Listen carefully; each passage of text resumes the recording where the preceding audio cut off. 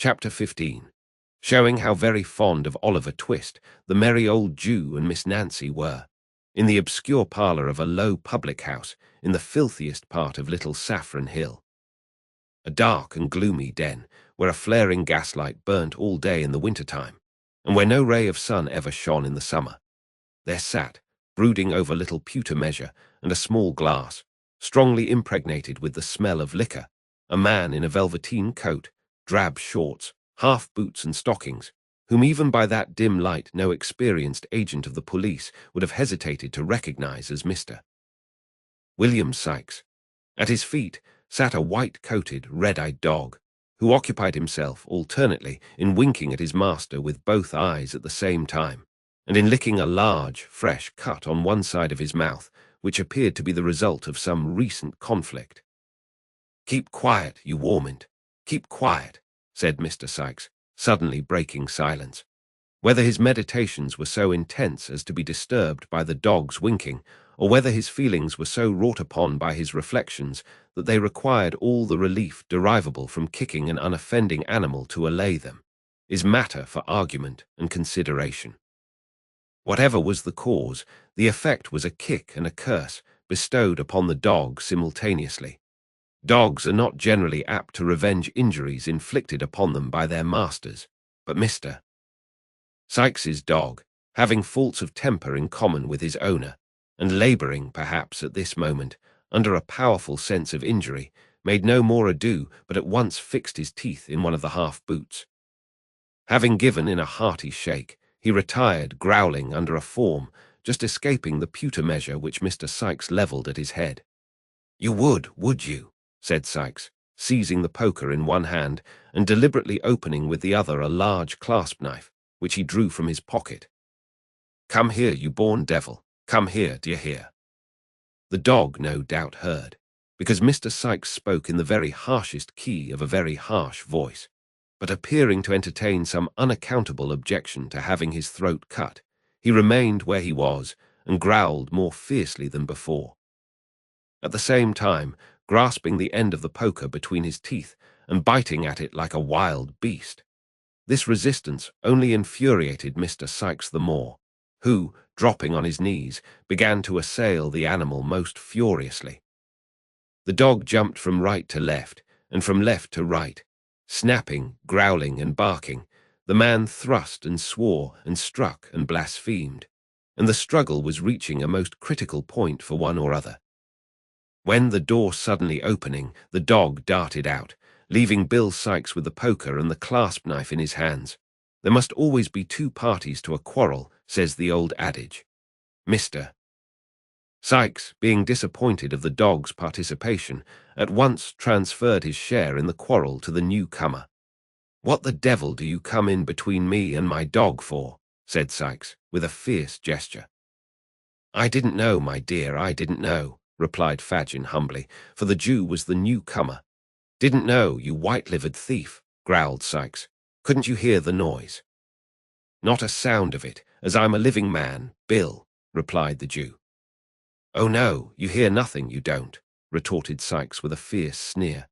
"Sneaking in and out, so as nobody hears how you come or go. I wish you had been the dog, Fagin, half a minute ago." "Why?" inquired the Jew with a forced smile. "'Cause the government, as cares for the lives of such men as you, as haven't half the pluck of curs, lets a man kill a dog how he likes," replied Sikes, shutting up the knife with a very expressive look. "That's why." The Jew rubbed his hands, and sitting down at the table, affected to laugh at the pleasantry of his friend. He was obviously very ill at ease, however. "Grin away," said Sikes, replacing the poker and surveying him with savage contempt. "Grin away. You'll never have the laugh at me, though, unless it's behind a nightcap. I've got the upper hand over you, Fagin, and me, I'll keep it. There, if I go, you go, so take care of me." "Well, well, my dear," said the Jew, "I know all that. We have a mutual interest, Bill, a mutual interest." "Humph," said Sikes, as if he thought the interest lay rather more on the Jew's side than on his. "Well, what have you got to say to me?" "It's all passed safe through the melting pot," replied Fagin, "and this is your share." It's rather more than it ought to be, my dear. But as I know you'll do me a good turn another time, and— Stow that gammon, interposed the robber impatiently. Where is it? Hand over. Yes, yes, Bill. Give me time, replied the Jew soothingly. Here it is, all safe. As he spoke, he drew forth an old cotton handkerchief from his breast, and untying a large knot in one corner, produced a small brown paper packet. Sikes, snatching it from him, hastily opened it, and proceeded to count the sovereigns it contained. This is all, is it? Inquired Sikes. All, replied the Jew. You haven't opened the parcel and swallowed one or two as you come along, have you? Inquired Sikes suspiciously. Don't put on an injured look at the question. You've done it many a time. Jerk the tinkler. These words, in plain English, conveyed an injunction to ring the bell. It was answered by another Jew. Younger than Fagin, but nearly as vile and repulsive in appearance. Bill Sikes merely pointed to the empty measure. The Jew, perfectly understanding the hint, retired to fill it, previously exchanging a remarkable look with Fagin, who raised his eyes for an instant, as if in expectation of it, and shook his head in reply, so slightly that the action would have been almost imperceptible to an observant third person. It was lost upon Sikes, who was stooping at the moment to tie the bootlace which the dog had torn. Possibly, if he had observed the brief interchange of signals, he might have thought that it boded no good to him. Is anybody here, Barney? Inquired Fagin, speaking now that Sikes was looking on without raising his eyes from the ground. Dot a showl, replied Barney, whose words, whether they came from the heart or not, made their way through the nose. Nobody, inquired Fagin in a tone of surprise, which perhaps might mean that Barney was at liberty to tell the truth. Dobbody but Biss Dadsy, replied Barney. Nancy, exclaimed Sikes. Where? Strike me blind, if I don't honour that air girl for her native talents. She's bid have it a plate of boiled beef in the bar, replied Barney. Send her here, said Sikes, pouring out a glass of liquor. Send her here. Barney looked timidly at Fagin, as if for permission. The Jew remaining silent, and not lifting his eyes from the ground, he retired, and presently returned, ushering in Nancy, who was decorated with the bonnet, apron, basket, and street door key complete. You are on the scent, are you, Nancy? Inquired Sikes, proffering the glass. Yes, I am, Bill, replied the young lady, disposing of its contents. And tired enough of it I am too. The young brat's been ill and confined to the crib, and— Ah, Nancy, dear, said Fagin, looking up. Now, whether a peculiar contraction of the Jew's red eyebrows and a half-closing of his deeply set eyes warned Miss Nancy that she was disposed to be too communicative is not a matter of much importance. The fact is all we need care for here, and the fact is that she suddenly checked herself and with several gracious smiles upon Mr. Sikes turned the conversation to other matters. In about 10 minutes' time, Mr. Fagin was seized with a fit of coughing, upon which Nancy pulled her shawl over her shoulders and declared it was time to go. Mr. Sikes, finding that he was walking a short part of her way himself, expressed his intention of accompanying her. They went away together, followed, at a little distant, by the dog, who slunk out of a backyard as soon as his master was out of sight. The Jew thrust his head out of the room door when Sikes had left it, looked after him as he walked up the dark passage, shook his clenched fist, muttered a deep curse, and then, with a horrible grin, reseated himself at the table, where he was soon deeply absorbed in the interesting pages of the hue and cry. Meanwhile, Oliver Twist, little dreaming that he was within so very short a distance of the merry old gentleman, was on his way to the bookstall. When he got into Clerkenwell, he accidentally turned down a by-street which was not exactly in his way. But not discovering his mistake until he had got halfway down it, and knowing it must lead in the right direction, he did not think it worth while to turn back, and so marched on as quickly as he could with the books under his arm. He was walking along, thinking how happy and contented he ought to feel, and how much he would give for only one look at poor little Dick, who, starved and beaten, might be weeping bitterly at that very moment. when he was startled by a young woman screaming out very loud, "Oh, my dear brother," and he had hardly looked up to see what the matter was when he was stopped by having a pair of arms thrown tight round his neck.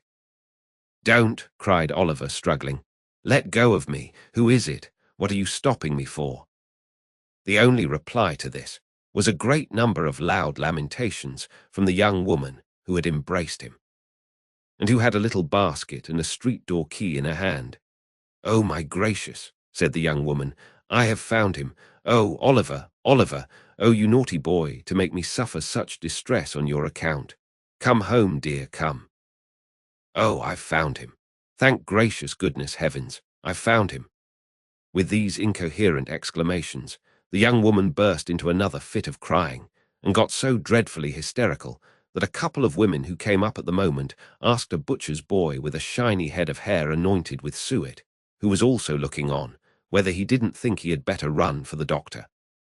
To which the butcher's boy, who appeared of a lounging, not to say indolent disposition, replied that he thought not. "Oh, no, no, never mind," said the young woman, grasping Oliver's hand. "I'm better now. Come home directly, you cruel boy." "Come." "Oh, ma'am," replied the young woman. "He ran away near a month ago from his parents, who are hard-working and respectable people, and went and joined a set of thieves and bad characters, and almost broke his mother's heart." "Young wretch," said one woman. "Go home, do, you little brute," said the other. "I am not," replied Oliver, greatly alarmed. "I don't know her. I haven't any sister or father and mother either. I'm an orphan. I live at Pentonville." "Only hear him, how he braves it out," cried the young woman. "Why, it's Nancy," exclaimed Oliver, who now saw her face for the first time, and started back in irrepressible astonishment. "You see he knows me," cried Nancy, appealing to the bystanders. "He can't help himself. Make him come home, there's good people, or he'll kill his dear mother and father and break my heart." "What the devil's this?" said a man, bursting out of a beer shop with a white dog at his heels. "Young Oliver, come home to your poor mother, you young dog. Come home directly." "I don't belong to them. I don't know them. Help, help," cried Oliver, struggling in the man's powerful grasp. "Help," repeated the man. "Yes. I'll help you, you young rascal. What books are these? You've been a-stealing 'em, have you? Give 'em here." With these words, the man tore the volumes from his grasp and struck him on the head. "That's right," cried a looker-on from a garret window. "That's the only way of bringing him to his senses." "To be sure," cried a sleepy-faced carpenter, casting an approving look at the garret window. "It'll do him good," said the two women. "And he shall have it too," rejoined the man, administering another blow and seizing Oliver by the collar. "Come on, you young villain. Here, Bullseye, mind him, boy, mind him." Weak with recent illness, stupefied by the blows and the suddenness of the attack, terrified by the fierce growling of the dog and the brutality of the man, overpowered by the conviction of the bystanders that he really was the hardened little wretch he was described to be. What could one poor child do? Darkness had set in. It was a low neighborhood. No help was near. Resistance was useless. In another moment he was dragged into a labyrinth of dark, narrow courts, and was forced along them at a pace which rendered the few cries he dared to give utterance to unintelligible. It was of little moment, indeed, whether they were intelligible or no, for there was nobody to care for them, had they been ever so plain. The gas lamps were lighted. Mrs. Bedwin was waiting anxiously at the open door. The servant had run up the street 20 times to see if there were any traces of Oliver, and still the two old gentlemen sat, perseveringly, in the dark parlour, with the watch between them.